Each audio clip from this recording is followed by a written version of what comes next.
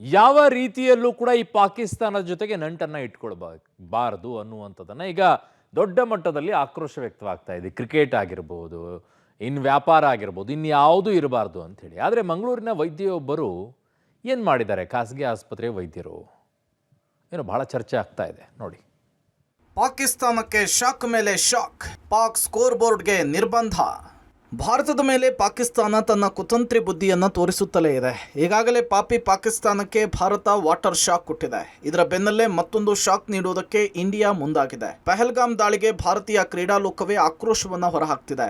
ಪಾಕಿಸ್ತಾನದ cricket ಲೀಗ್ಗಳ score board ಅನ್ನು ಭಾರತದ ಕ್ರಿಕೆಟ್ ಆಪ್ಗಳು ಬ್ಯಾನ್ ಮಾಡಿವೆ. ಕ್ರಿಕ್ಬುಜ್, ಡ್ರೀಮ್11 ಸೇರಿದಂತೆ ಹಲವು ಆಪ್ಗಳಿಗೆ ನಿರ್ಬಂಧ ವಿಧಿಸಲಾಗಿದೆ. ಕೇವಲ ಇದಿಷ್ಟೇ ಅಲ್ಲದೆ ಹಲವು ಭಾರತೀಯ ಕ್ರಿಕೆಟಿಗರು ಪಹಲ್ಗಾಮ್ನಲ್ಲಿ ನಡೆದಂತಹ ಉಗ್ರರ ರಣಹೇಡಿ ಕೃತ್ಯವನ್ನ ಖಂಡಿಸಿದ್ದಾರೆ. ಜೊತೆಗೆ ಪಾಕ್ ಜೊತೆಗಿನ ಕ್ರಿಕೆಟ್ ಸಂಬಂಧವನ್ನ ಕ್ಲೋಸ್ ಮಾಡಬೇಕು ಅಂತ ಹೇಳಿ ಬಿಸಿಸಿಐನ ಮಾಜಿ ಅಧ್ಯಕ್ಷ ಸೌರವ್ ಗಂಗೂಲಿ ಆಗ್ರಹಿಸಿದ್ದಾರೆ.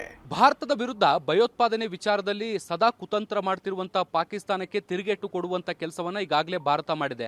ಹಲವು ರಾಜತಾಂತ್ರಿಕ ನಡೆಗಳ ಮೂಲಕ ಪಾಕಿಸ್ತಾನಕ್ಕೆ ಬಿಸಿ ಮುಟ್ಟಿಸುವಂತ ಕೆಲಸವನ್ನು ಕೂಡ ಮಾಡಿರುವಂತಹ ಭಾರತ ಈಗ ಕ್ರೀಡಾ ಲೋಕದಲ್ಲೂ ಕೂಡ ಪಾಕಿಸ್ತಾನಕ್ಕೆ ದೊಡ್ಡ ಹೊಡೆತವನ್ನು ಕೊಡಲಿಕ್ಕೆ ನಿರ್ಧಾರ ಮಾಡಿರುವಂಥದ್ದು.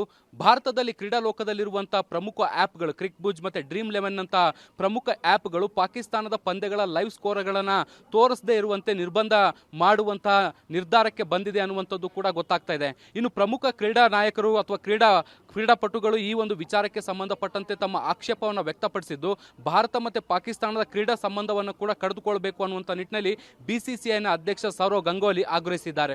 ಮಂಗಳೂರು ವೈದ್ಯೆಯಿಂದ ದೇಶ ವಿರೋಧಿ ಪೋಸ್ಟ್.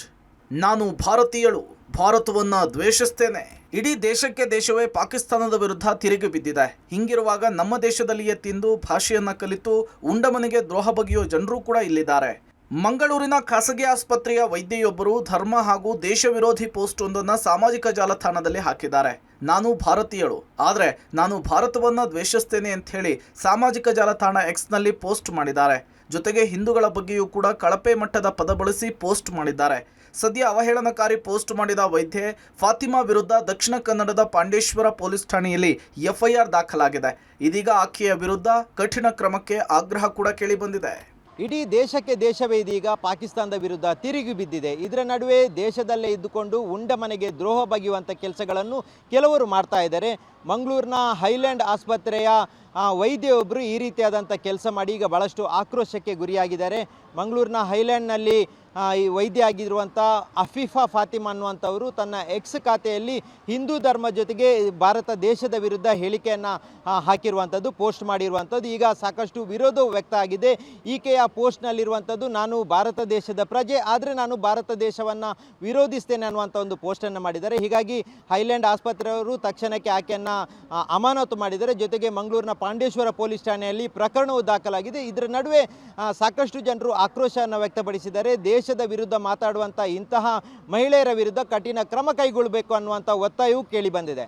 ಭಾರತ ಪಾಕ್ ಗಡಿಯಲ್ಲಿ ಯುದ್ಧದ ಕಾರ್ಮೋಡ, ಭಾರತೀಯ ಸೈನಿಕರ ಯಶಸ್ಸಿಗಾಗಿ ಮಹಾಯಾಗ. ಇನ್ನು ಪಹಲ್ಗಾಮ್ ಉಗ್ರ ದಾಳಿಯ ವಿಚಾರವಾಗಿ ಭಾರತ ಹಾಗೂ ಪಾಕಿಸ್ತಾನದ ಗಡಿಯಲ್ಲಿ ಉದ್ವಿಗ್ನ ಪರಿಸ್ಥಿತಿ ನಿರ್ಮಾಣವಾಗಿದೆ. ಬಾರ್ಡರ್ನಲ್ಲಿ ಯುದ್ಧದ ಕಾರ್ಮೋಡ ಕವಿದಿದೆ.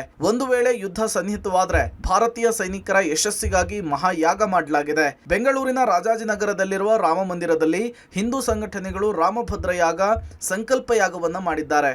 ಜೊತೆಗೆ ಪರಶುರಾಮನ ಕೊಡಲಿಯನ್ನಿಟ್ಟು ವಿಶೇಷ ಪೂಜೆ ಮಾಡಿದ್ದಾರೆ. ಈ ಯಾಗದಲ್ಲಿ ಪೇಜಾವರ ಶ್ರೀಗಳು, ಮುತಾಲಿಕ್ ಸೇರಿ ಅನೇಕ ಹಿಂದೂ ಮುಖಂಡರು ಭಾಗಿಯಾಗಿದ್ದಾರೆ. ಪಾಕಿಸ್ತಾನವನ್ನು ನಾಶ ಮಾಡಿ ನಿಮ್ಮೊಂದಿಗೆ ನಾವಿದ್ದೇವೆ ಅಂತ ಹೇಳಿ ಪ್ರಮೋದ್ ಮುತಾಲಿಕ್ ಕೇಂದ್ರ ಸರ್ಕಾರಕ್ಕೆ ಮನವಿ ಮಾಡಿದ್ರು. ದೇಶದ ಭದ್ರತೆ ಹಾಗೂ ಸರ್ಕಾರಕ್ಕೆ ಶಕ್ತಿ ನೀಡುವ ನಿಟ್ಟಿನಲ್ಲಿ ಪೂಜೆಯನ್ನ ಮಾಡಲಾಗಿದೆ ಅಂತ ಹೇಳಿ ಪೇಜಾವರ ಶ್ರೀಗಳು ಹೇಳಿದ್ದಾರೆ. ಪರಶುರಾಮ ದೇವರು ಆ ದುಷ್ಟ ನಿಗ್ರಹದ ಪ್ರತೀಕ, ಬ್ರಹ್ಮ ತೇಜಸ್ಸು, ಕ್ಷಾತ್ರ ತೇಜಸ್ಸು ಮೇಳವಿಸಿರುವಂತಹ ಶಕ್ತಿ.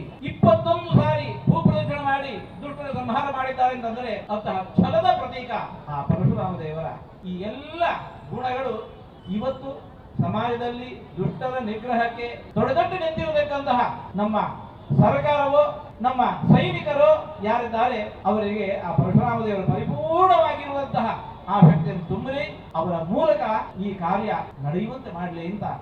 ಪಹಲಗಾಮ್ ಅಂತ ಹೇಳ್ತಾರೆ ಅದಕ್ಕೆ. ಸೊ ಅಲ್ಲಿ ಮೊನ್ನೆ ನಡೆದಂಥ ದುರ್ಘಟನೆ, ಸತ್ತಂಥ ವ್ಯಕ್ತಿಗಳಿಗೆ ಶ್ರದ್ಧಾಂಜಲಿಯನ್ನ ಮತ್ತು ಅದಕ್ಕೆ ಸರಿಯಾಗಿ ತಕ್ಕ ಹಾಗೆ ಉತ್ತರ ಕೊಡೋಗೋಸ್ಕರ ಯೋಧರಿಗೆ ಒಂದು ಧೈರ್ಯ, ಸ್ಥೈರ್ಯ, ಶಕ್ತಿ ತುಂಬೋಗೋಸ್ಕರ ಹೋಮವನ್ನ ಯಜ್ಞವನ್ನ ಮಾಡಿ ಇಡೀ ಸಮಾಜಕ್ಕೂ ಕೂಡ ಧೈರ್ಯ ಬರಬೇಕು.